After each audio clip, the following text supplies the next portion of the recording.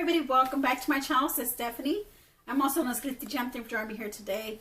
Thank you for clicking on my channel. I believe this is a very important topic to talk about, the weather and how we need to be proactive about, taking all the necessary measures in order for us to stay protected from the heat. I have read on the internet, talking about reports from several sources. They predict that summer 2025 will be hotter than normal across the United States, with some areas potentially experiencing extreme heat. So with that being said, I also looked up to see if the ozone has a lot to do with the weather, with the summer being so hot. And sources say, yes, higher temperatures during the summer can exacerbate ozone formation, contributing to a worsening of air quality and potentially affecting health. Ozone, a key component of smog, is a pollutant that forms when certain chemicals react in the presence of sunlight and heat. So before I go further with reading the information that I have in front of me, is because I am trying to give awareness to those during the summertime and what y'all need to do to stay protected for the summer. So going forward with the ozone, in elaboration, the ozone formation is, ozone is not emitted directly from sources like tailpipes or smokestacks. Instead, it's a secondary pollutant formed by chemical reactions between pollutants like volatile organic compounds and nitrogen oxides in the presence of sunlight and heat. I'm not sure if y'all noticed, but we are in where I'm at here in Texas. It feels really hot. I mean, you can go outside into your car, and without the air conditioner turned on, go to your nearest local store, and you'll be sweating coming out of that car. Even the heat doesn't feel right. The heat feels more humid than anything. It's very hot. You become sweaty. I had to raise my air conditioner, lower the temperatures of my air conditioner, where I used to be at, last year I used to be at 76 degrees, where now I have to bring it down to sometimes 74 degrees. So that's, what, 2 grades lower than what I used to have to pay for from a year from now. So another reason why, it's very important, to be safe, to protect yourself from the heat. Summer conditions, hot sunny days provide the ideal conditions for these reactions to occur, leading to increased ozone levels during the summer months. So the heat and air quality are higher temperatures, especially during heat waves, can supercharge air pollution, include ozone, making the air particularly unhealthy in some areas. So elevated ozone levels can cause respiratory problems, aggravate asthma, and negatively impact the health of individuals with heart disease, COPD, and diabetes. Climate change and ozone. Rising global temperatures driven by climate change are projected to further increase ground level ozone levels, potentially leading to more respiratory illness and deaths, according to AAMC. And it gives you ways of reducing, the ozone level, reducing ozone, which is the sources of VOCs and NOx emissions, such as traffic and industrial activity, is crucial for reducing ozone levels. At work, I do work for a grocery store. Right now, at the moment, I'm working at my local grocery store, and it's hot. Our doors open up. We're very busy at our store. At our location, at our store, my local food store. It's always so busy. So the doors are always staying open because they're automatic doors, but they close. But then all of a sudden they have to open up again because the traffic of people that come in. So If you're working at the register, you start to get hot, you get sweaty. You have the baggers. The baggers are out there in the heat, you know, getting all the carts from the parking lot, bringing them inside. Using all that force, you know, can cause you to sweat and can cause you to have, you know, heat stroke, become dehydrated, and feel dizziness. And so not only are you supposed to take care of yourself with hydration, with hydrating yourself as far as using, you know, drinking a lot of electrolytes and Gatorade, drinking lots of water, mainly drinking lots of water, and then staying inside where it's cool. That's what that would really help out a lot with these circumstances. And then as far as this, as far as our, you know, our skincare goes and our hair care goes, I am using hair products that do protect me from the heat, not only from pollutions that are outside, but also help protect, you know, me from not only from heat from flat irons or blow dryers, but it also helps protect me from, you know, the heat from outside. So it's also good to have hair products that can protect your hair. You know, that's something that, you know, for some people it's a necessity, for some it isn't. Some people have great hair that, you know, you just don't need, they just don't need that much care, you know, don't need that much maintenance. But for those who do need maintenance and do need that hair care, is very, you know, is very important, you know, to take care of that as well. So I'm not going to talk about the hair care products that I'm using now, you know, in order to protect my hair, but I will be talking about the skincare products that I am using for my face and for my skin. Usually right now it's mostly my face, because I do sometimes wear long sleeve shirts, you know, which protect you from the sun. Wearing caps, sunglasses also protect you from the sun. Not being out much also protects you from the sun. So I don't use too much of the lotions, you know, for sunblock for the body. I don't use that much. I really don't, I'm not really out. I really don't go out. But for those who do go out, out in the heat, you know, who work outside, who also work out outside, not only necessarily work, but, you know, who work out outside, who work, you know, need that sunblock. So I can do without sunblock, you know. I wear my pants, maybe long sleeve shirt, one that doesn't, you know, doesn't cause me to, well, anything, even with a long sleeve shirt, will cause you to sweat. Even a short sleeve shirt in this type of weather right now really causes me to sweat anyways. But at least taking that extra, you know, extra measure of protecting your skin from the sun will help as well. So I do want to go over what I'm wearing right now. Not right now because I have makeup on right now, but after my skincare in the mornings, I like to put on my, right here in the back, I do have some sunblock that I've actually, you know, collected, you know, so that I can wear. What I'm wearing right now is the Super Goop Daily Dose Hydra Ceramide Boost in SPF 40. I'm using this right now. It is a facial oil. As you can tell, the writing is already like rubbed off because a little goes a long way.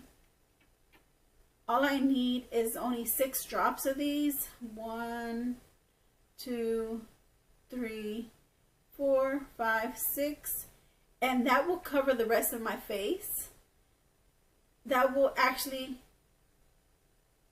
fill my face, or will cover the entire of my face.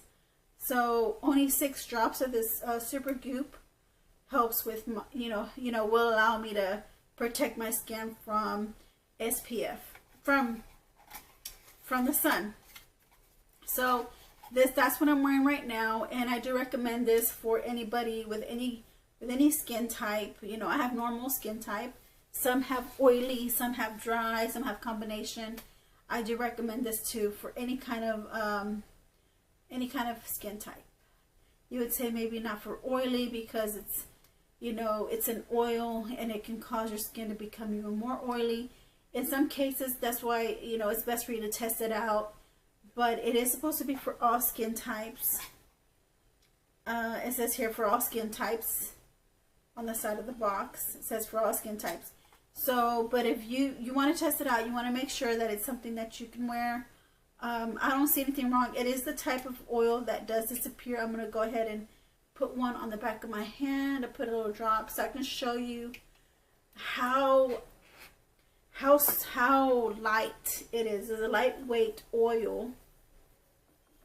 It's a lightweight oil, and it doesn't sit at the top of your skin. It actually starts to seep into your skin. So if you have oily skin, don't worry about it. It seeps into your skin.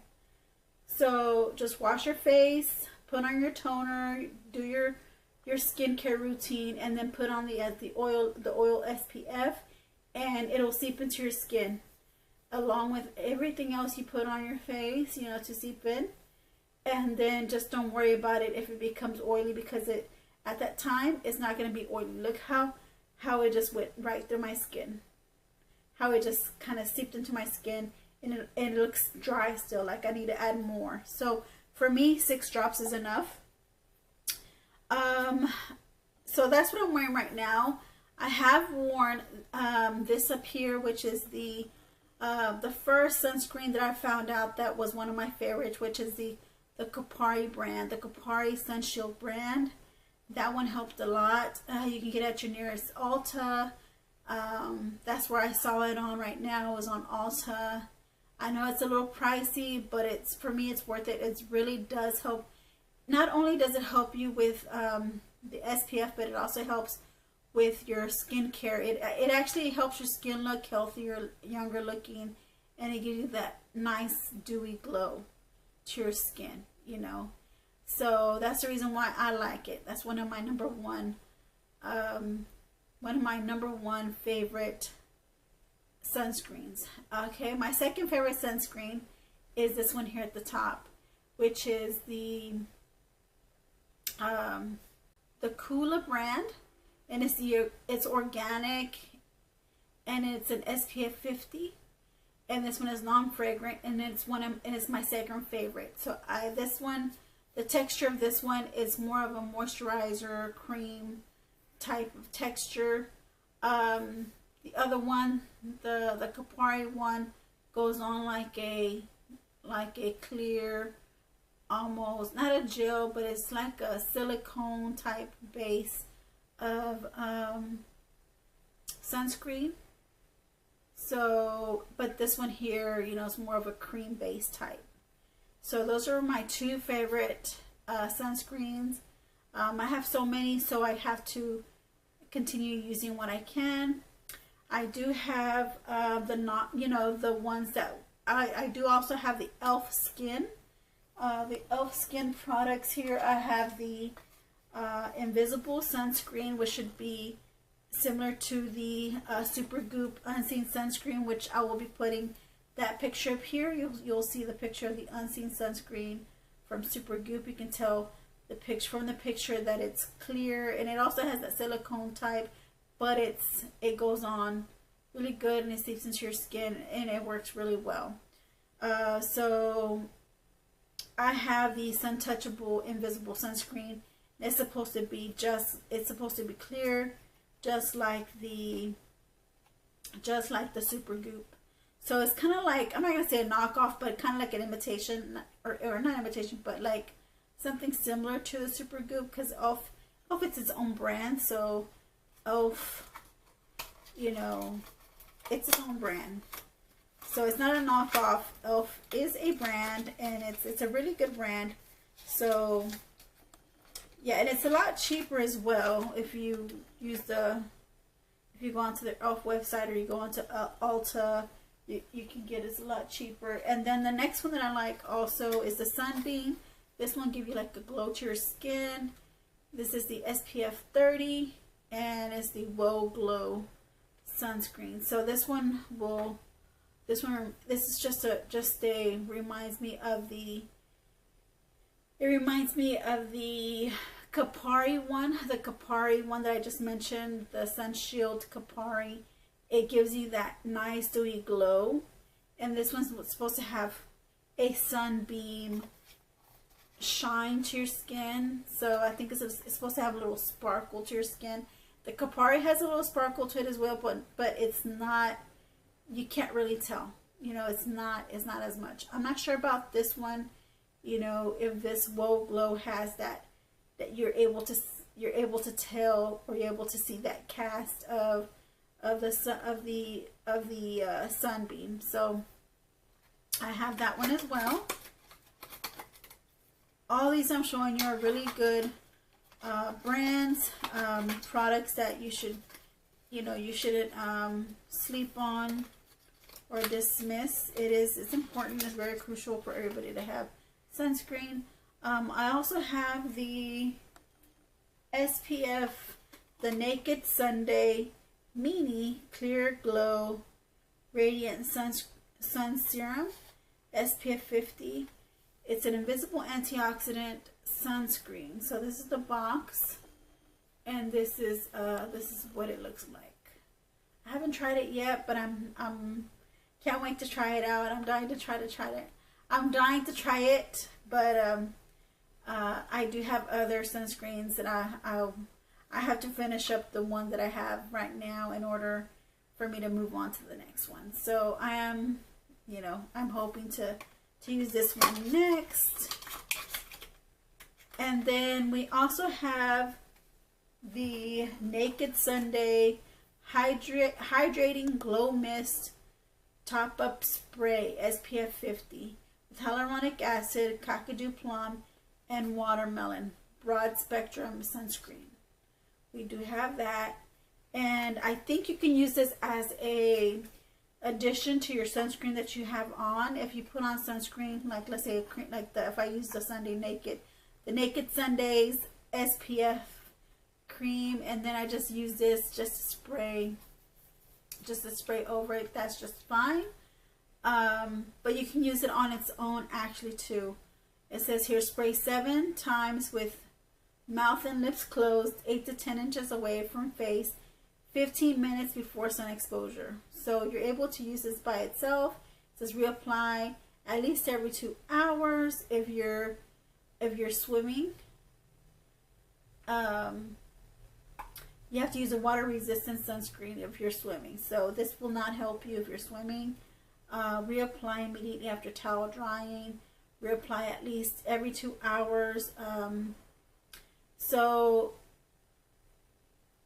this is supposed to be, yeah, this is for the face, but I think you can also use this for the body as well, like a body spray type of sunscreen. I wouldn't mind using it for the body as well. If I go out and I'm wearing shorts, or I go out and I'm wearing a long short sleeve shirt and I go to the store, or if I feel like I'm gonna be out for a long time, I would just rather use I'll just spray myself down with some of this mist, with